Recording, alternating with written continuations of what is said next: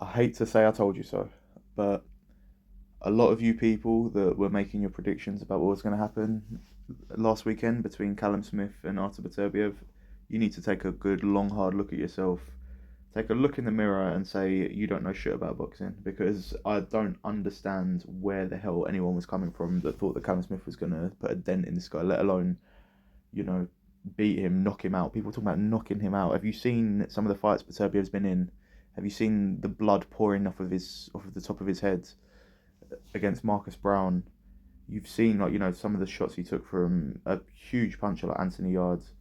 You know, this guy is like made of granite. Like, people use that words like granite chin, but like, he's made of granite. Like, this guy was the sort of person people were writing about in the scriptures.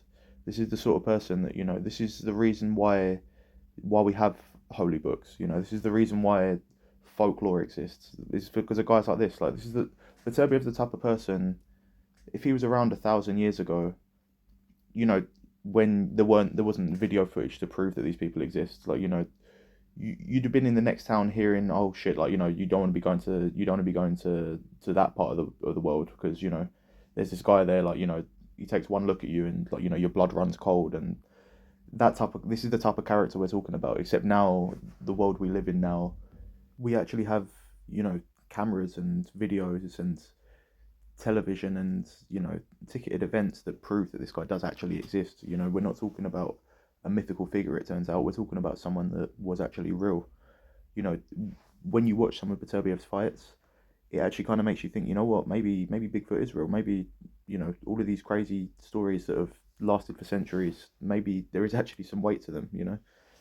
Now, as for Callum Smith, I think I'll give him some credit that he sort of, let's say, I don't want to say disproved, because it did still happen, but the way that I spoke about him, let's say, about being cowardly when he fought Canelo, I think he went some way, at least, to, you know at least going against that. Now I think you can say for sure he went out swinging, he went out on his shield, but at the end of the day, he's always going to be slightly too limited to really compete at the highest level, I think. And I don't want to say that, like, in the sense, like, okay, he is a former world champion, he's been at the highest level, but at the same time, I'm talking about fighting the absolute best of the best. He's always going to have that limit to him where he is just too slow, too stiff.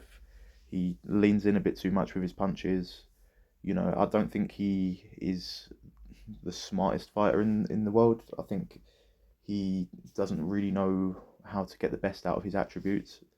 I think he's someone that, while he has a lot of punching power, he doesn't have power in the same way as Beterbiev, where Beterbiev, every single shot he hits you with, you're gonna feel it, and you're gonna remember that you feel it, and you're gonna, you know, you're gonna back up. It doesn't matter how he hits you. It doesn't matter where he hits you. It doesn't matter what sort of distance he throws the punch from. You are going to feel it. Whereas Callum Smith, he strikes me a little bit more as one of these guys that needs that little bit of traction behind the punches.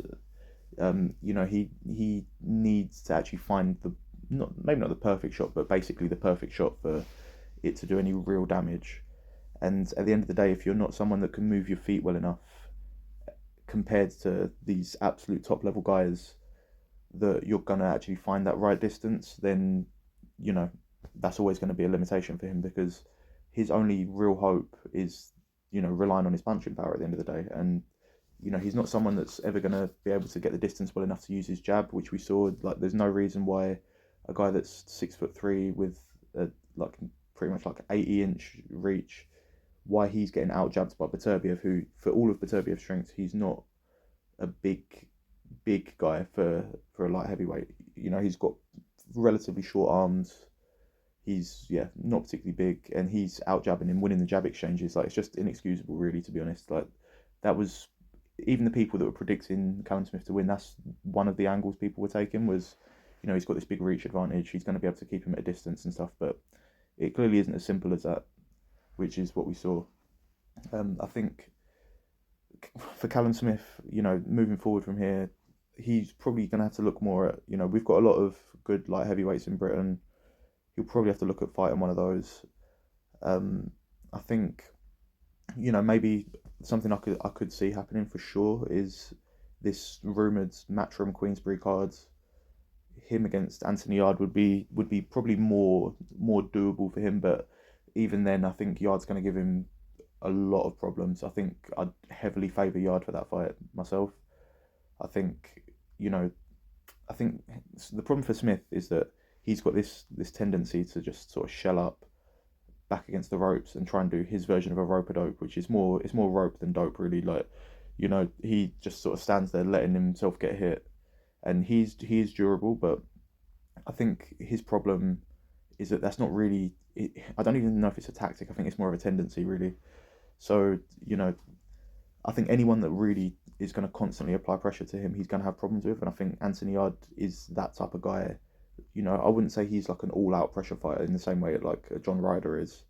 But yeah, I think you're going to be seeing the same type of problems. And also, one thing that Beterbiev, I'd say, isn't really is a counter puncher. And yeah, that's something actually that would be quite easy to exploit against Smith, I think, because he, like I say, really has this habit of like properly leaning in when he punches. And if he was fighting, say, Anthony Yard, leaning in like that when you've got a left hook like Anthony Yard maybe coming back at you, that's not something you want to be doing.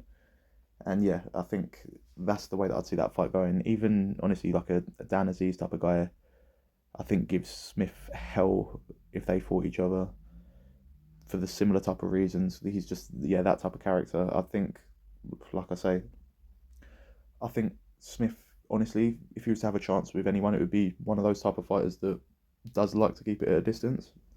I think that's probably more likely where he's more likely to be able to find that right punch.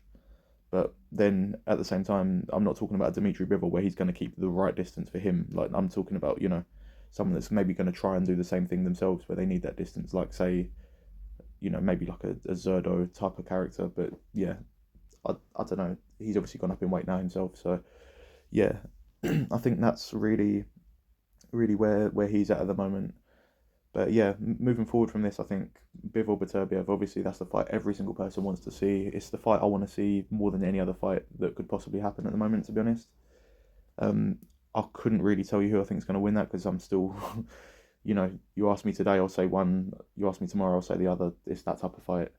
It's genuine 50-50, like, and I mean that more than even, and it's easy to say this with hindsight, but say Spence Crawford, for example, they at least, while being two very different fighters, I feel like kind of, if you're being like very, very vague about how you describe each fighter, they kind of are good at the same things to some extent. Like, sort of both obviously fundamentally sound, but, yeah, they aren't really looking to approach the fight in massively different ways normally.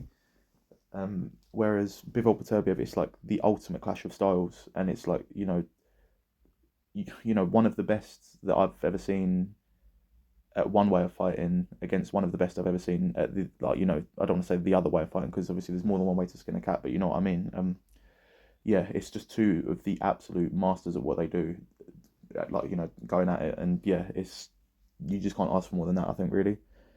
And yeah, I think, the closer we get to that fight, I will give some sort of prediction for that. But yeah, at the moment, I'm still making my mind up, to be honest.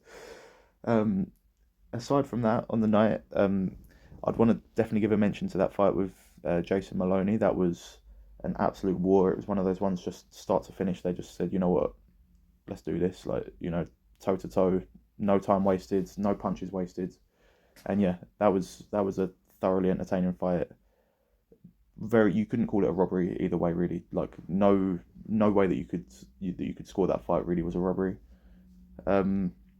And yeah, I'd love to see a rematch, to be honest, between the two. Hopefully, I know there's been talks of Kambosos fighting Lomachenko in Perth. That would be the perfect place, really, for a rematch there. I think that's definitely something that I want to see. And yeah, aside from that, really, the other real big talking point would be Christian and Billy. He is honestly up there with my absolute favourite fighters to watch at the moment. He's so relentless, so unorthodox. I'd say that's one thing really that I noticed with him this fight particularly. He really is pretty creative with some of the angles that he finds to throw those punches from, and he moves very quickly, really. And it's just incredible, really, that someone with that physique is able to have such a good gas tank. It's like, normally obviously the sort of trade off when you're that muscle bound that you'd think, okay, he can throw like a flurry of punches at it for 10 seconds, but then he's going to need the rest of the round off. But like, no, this guy, what was it? I think he threw or landed. I think it was like, yeah, I can't remember if it was through or landed, but either way, it was like 190 power punches in 6 rounds. It's like just absurd numbers. So yeah, really want to see him fighting against Munguia or John Ryder. Really, one of those two. I think at the moment that's the perfect fight for him. Where, yeah, definitely he's been a bit premature talking about fighting Canelo. I think any of Canelo, Benavidez, Morel, any of those three guys, I think really would be too much for him at this point in time. I think he's in a weird spot where his ranking is probably, you know, a bit too generous really in terms of the resume that he's got, but you know, yeah, definitely should be fighting those sort of, I don't want to say B level type of guys, but yeah, the ones below the absolute elite level.